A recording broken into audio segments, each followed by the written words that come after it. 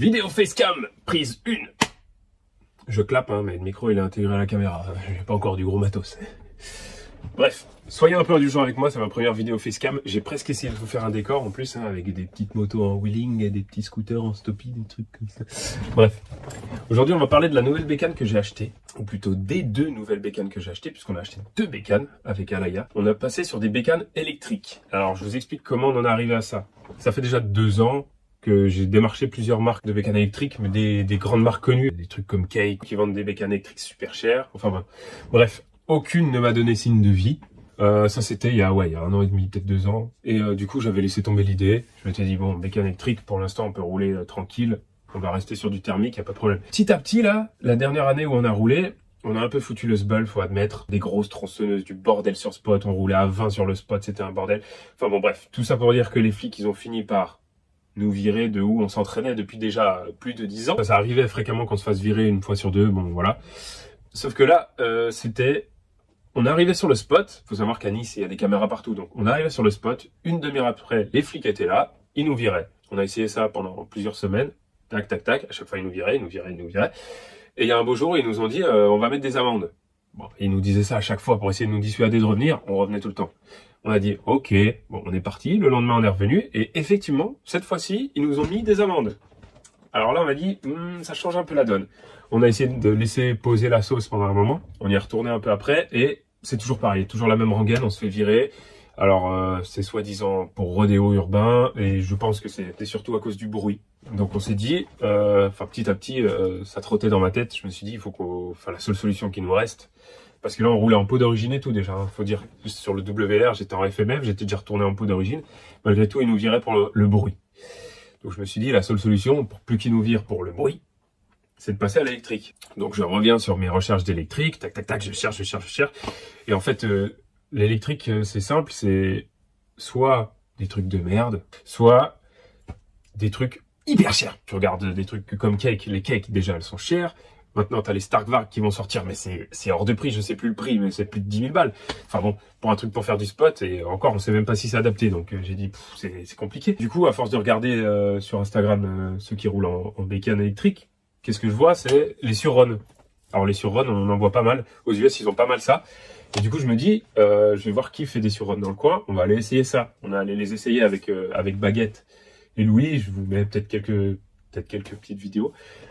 Alors c'est assez drôle ces petits Surron, mais c'est très limité. Et surtout, moi j'ai jamais roulé en vélo de ma vie, et honnêtement, la partie cycle, c'est un vélo.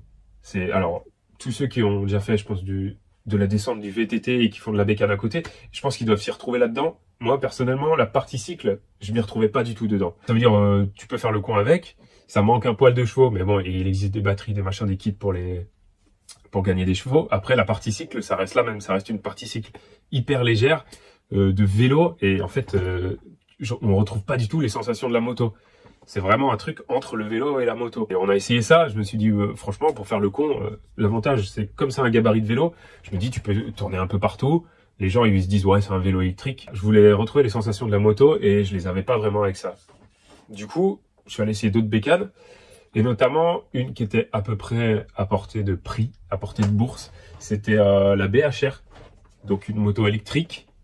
Donc il y a quand même, je crois, 7 ou 8 000 balles, c'est quand même pas donné. BHR, donc chinois, et avec un moteur 4 vitesses, et donc une boîte de vitesse comme sur une thermique classique, et un embrayage manuel, comme sur une thermique classique. Et j'ai dit, il faut que j'essaye ça. Donc je suis allé essayer ça. Fou ce bruit, hein. Anna, elle a eu le droit à un essai spécial pour son anniv.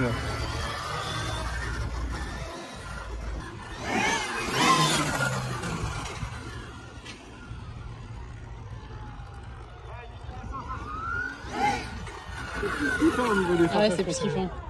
Et effectivement, la partie cycle, c'est la partie cycle des anciens CRF, donc de 2008.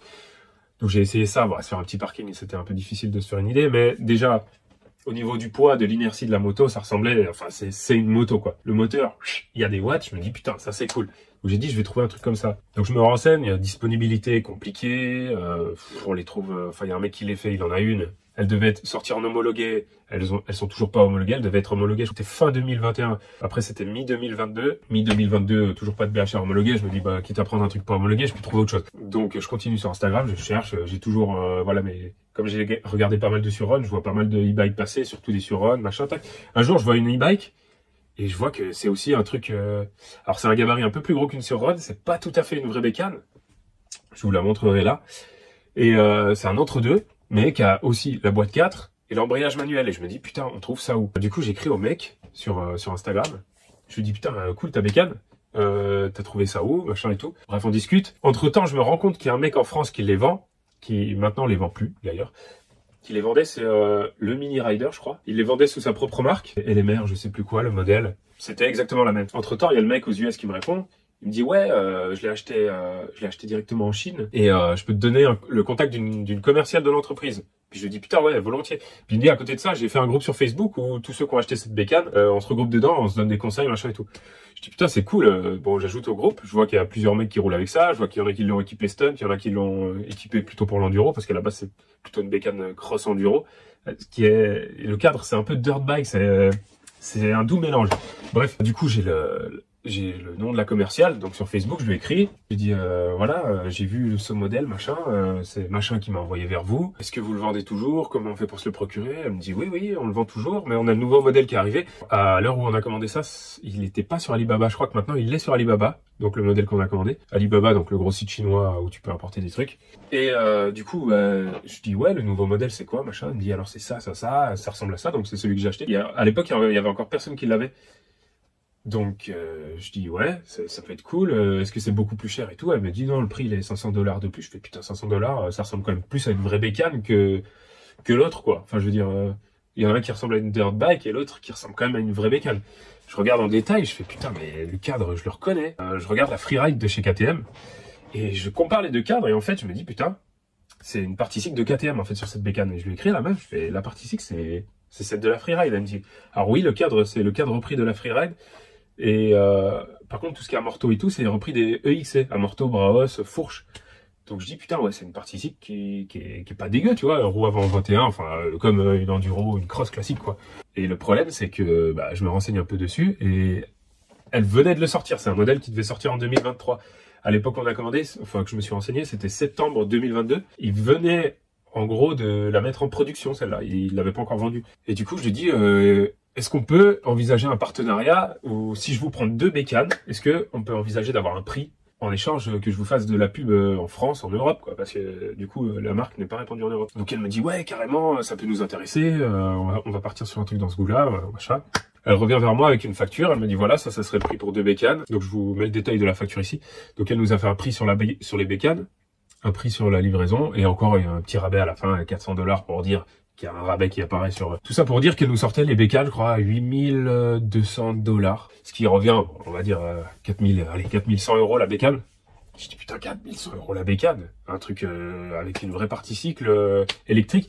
Faut savoir que la Surrun, je crois qu'elle est vendue 4,400 en homologué. Donc c'est moins cher qu'une Surrun. Après, c'est pas homologué. Je lui dis, ouais, putain, et c'est envisageable de l'homologuer. Elle me dit, ah, on est en train de travailler là-dessus. Courant 2023, si tout va bien, on aura de quoi l'homologuer en Europe et aux US. Je fais, putain, alors ça serait vraiment un délire. Je fais, écoute, il y a des moments où dans la vie, il faut prendre des risques. On va essayer, on va être les premiers à l'avoir. Je me dis, allez, on les prend. Alors là, elle me dit, alors pour le règlement, faut envoyer... on fait 50-50 parce qu'elles n'étaient pas encore produites, les motos. Donc je dis, on vous vire 50% avant. Quand les motos sont produites et qu'elles sont prêtes à prendre le chemin jusqu'à chez nous, on règle les 50 autres %. Elle me dit, ok, c'est bon comme ça, je valide la commande dès votre premier versement. Du coup, premier versement, elle me donne des coordonnées bancaires. Les coordonnées bancaires, je sais plus ce que c'était Banque Morgan, machin, Singapour. Voilà. Donc là, t'as encore aucune garantie à part une facture du nom de l'entreprise. Et c'est tout. Et je me dis, putain, on va virer 4000 balles sur un compte à Singapour. À tout moment, on perd les 4000 balles, on voit plus personne, quoi. Donc je regarde le nom de l'entreprise en haut. J'ai le nom de la commerciale, donc ce que je fais, je vais sur l'entreprise, tac tac, j'arrive sur un site tout en chinois, tac, je tombe sur un autre site qu'ils ont fait où ils vendent à peu près pour l'Europe, pour les États-Unis, machin, qui est en anglais. Je vais dans Contact, je regarde l'adresse, une adresse email officielle de l'entreprise et je leur écris. Je leur dis, écoutez, j'ai parlé avec Simona, machin, Je dis le nom de la commerciale. Je dis, est-ce qu'elle fait partie de votre entreprise? Elle m'a envoyé une facture à votre nom. J'aimerais être sûr que votre entreprise est légitime. La personne avec qui j'ai parlé est légitime aussi. Le compte bancaire est légitime. Enfin, voilà. C'est à peu près le seul truc que je pouvais faire pour m'assurer que l'entreprise existait, quoi. 2 jours après, je reçois un email. Oui, Simona fait bien partie de de nos collaborateurs. Elle travaille avec nous. La facture qu'elle vous a envoyée, c'est nous qui l'avons fait. Le compte bancaire, il est bien officiel, machin et tout. Je fais d'accord. Vous pouvez m'envoyer quelques vidéos, des lignes de production, machin. Je vais vous mettre quelques extraits de ce qu'elle m'a envoyé, voilà. Tac, donc les motos en production, machin. Je fais OK. Hop, je valide le premier versement. Alors compliqué, hein, parce que versement international. Enfin bon, il a un bordel pour faire le versement. On arrive à faire le versement. On m'a dit c'est bon, la commande est validée, vos bécanes partent en production. Et du coup, le premier versement, on l'a fait au mois d'octobre. Début novembre, elle revient vers nous, elle dit c'est bon, vos motos sont prêtes. Elles sont prêtes à prendre la route, qui n'est pas la route puisqu'elles viennent en cargo. Il faut le deuxième versement. Là, je fais bon, de toute façon, on a fait le premier maintenant. C'est fait. Je dis vous pouvez envoyer une vidéo des motos. Elle me dit ouais, pas de souci. Elle me renvoie une vidéo des lignes de production, mais pas de nos 2 bécanes qu'on a commandées parce qu'on a pris 2 couleurs différentes. Et je fais putain, de toute façon, j'ai fait le premier versement. Allez, on fait le deuxième, tac. Elle me dit, c'est bon, j'ai bien reçu votre versement. Les bécanes partent dans la semaine, machin tout. Je reviens une semaine après, je fais, vous avez un numéro de suivi? Elle me dit, ouais, voici le numéro de suivi, donc EU 221120, je crois. Elle me dit, voilà, les motos, elles vont embarquer sur le Thalassa Elpida. Donc c'est un énorme cargo qui transporte que des conteneurs depuis la Chine jusqu'à l'Europe, enfin jusqu'au monde. Voilà, vous pouvez les suivre avec le numéro de tracking, machin. J'ai le numéro de tracking, je le renseigne sur le suivi, donc tu arrives sur une page de suivi, c'est tout en chinois. Tu comprends rien, bah tu vois qu'il y a un espace où tu peux rentrer un numéro, et un bouton vert, comme si tu validais sur OK, donc j'essaye. Je mets EU2220, tac, je valide. Et là, je vois sur un truc, alors je sais plus exactement, je vous mettrai là les images. Le tracking, il me sort juste prêt à être chargé. Je fais OK. J'attends une semaine. Putain, les motos toujours pas chargées, enfin toujours le même statut. Je fais, mais c'est quoi, c'est pas un vrai numéro de suivi, ça? Bon, j'attends encore une semaine, tac, je vois que le suivi a été mis à jour. Je vois, les motos ont été chargées dans le truc, je fais, OK, bon. Voilà, elle m'avait dit pour le transport, ça va prendre 1 mois. Sauf que dans le transport d'1 mois, c'est-à-dire 1 mois, c'est le bateau qui va depuis la Chine jusqu'à la France. Mais il y a, en fait, peut-être entre 7 et 14 jours de chargement. Parce qu'ils sont énormes, les cargos. Je vous mettrai une photo du Thalassa Elpida, là. C'est un truc énorme. Enfin, pour charger les conteneurs, tu fais pas ça en une demi-heure, quoi. Il faut plusieurs jours, il faut une semaine, il faut 10 jours pour charger les conteneurs. Donc, 10 jours pour charger le conteneur, tac. Et effectivement, 1 mois pour venir jusqu'à la France. Donc, on attend, on consulte le statut tous les jours. Et le suivi, il est pas clair. Il est pas clair, tu sais pas où elles sont, les bécanes. Mais bon, on reste patient. On voit le statut qui évolue. Donc là, il s'est déjà passé quasiment 2 mois. 27 décembre, je vois arriver au port de Fos-sur-Mer. Je fais putain, excellent. 27 décembre, Fos-sur-Mer, les bécanes, on va les avoir là dans la semaine qui suit. Ce qui s'est passé, c'est qu'il a encore fallu une semaine, 10 jours pour décharger le conteneur. Il a fallu encore, je sais pas, une semaine pour faire le dédouanement des 2 bécanes. Et là, il s'est avéré que dans le conteneur, il y avait d'autres trucs qui venaient depuis la Chine. Ces trucs qui devaient aller aux Pays-Bas. Donc ce qu'ils ont fait, ils ont tout dédouané. Ils ont tout refoutu dans le conteneur. Le conteneur, il est parti aux Pays-Bas. C'est-à-dire, les bécanes, elles étaient à Fos-sur-Mer. Elles étaient à 1h30 de Nice, quoi. 2 heures de Nice. Et le conteneur, il est reparti aux Pays-Bas. Et là, j'étais comme un fou. Je dis, mais Simona, j'ai toujours pas de nouvelles. Qu'est-ce qui se passe? Elle me dit, si, ça y est, les bordereaux de TNT sont édités. Voici les nouveaux numéros de suivi du mec qui va les livrer jusqu'à chez vous. Parce que c'était livraison devant ma porte. C'était pas, j'allais le chercher au port. Donc elle me donne les 2 bordereaux de suivi. Là, je vais sur le site de TNT. De nouveau, un suivi de merde. Et je vois Pays-Bas. Je fais, mais qu'est-ce qu'elles font aux Pays-Bas, ces putains de bécanes? Là, j'étais désespéré. Le 27 décembre, je m'attendais à ce que la semaine d'après, je les ai. Et là, au moment où je fais la vidéo, là, on est le 29 janvier, je crois. Et on les a reçus il y a 2 jours, les bécanes. Tout ça pour dire qu'on les a encore attendus 1 mois et que TNT, donc il les a fait venir des Pays-Bas, elles sont allées à Lyon et ensuite elles sont venues à Nice. Mais elles sont pas venues les 2 parce qu'ils ont déchargé le conteneur et le poids lourd, il avait plus de place pour charger les 2 bécanes. Il en a chargé qu'une seule. Là, je devenais fou. Je dis putain, c'est pas possible. Je vois un suivi, je vois qu'il manque une partie du chargement. Je vous mettrai le détail du suivi là, mais je fais putain, c'est pas possible. Et TNT, aucune information. Aucune information. Pas un SMS du genre ça sera livré telle date, telle date. Sur le suivi, c'est estimé telle date. Mais c'est quand même une bécane. Il faut quand même être sur place le moment où ils te livrent. Ils peuvent pas la mettre dans la boîte aux lettres. Donc voilà. Après, on regarde le suivi. Date estimée, mardi, machin truc. Mardi, toute la journée, on attend. Aucune nouvelle. On retourne sur le suivi. À 16h, il se met à jour le suivi. Date estimée, vendredi. Je fais putain. Donc il t'estime une date, t'attends toute la journée chez toi comme un con, pour finalement qu'il te livre 3 jours après. Je fais, bon, c'est pas grave. Donc le vendredi, j'attends. À 10h30, je reçois un appel. Un mec qui me dit, ouais, j'ai un colis pour vous, je suis devant chez vous. Je fais, ok. Donc le mec, il a pas envoyé un SMS avant de partir le matin, rien. Rien. Je dis, j'attends rien d'autre. Enfin, c'est les bécanes, tu vois.